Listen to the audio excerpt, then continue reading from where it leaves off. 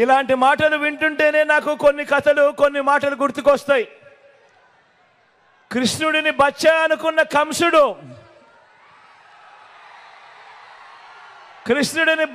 అనుకున్న కంసుడు, పూతన కాలింది.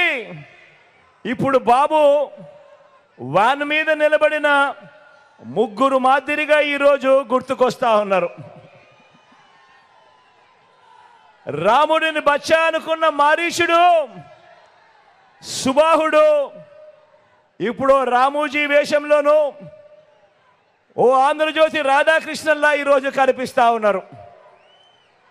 హనుమంతుడిని బచ్చా అనుకున్న రావణుడు కూడా వీళ్ళల్లో గుర్తుకొస్తా ఉన్నాడు.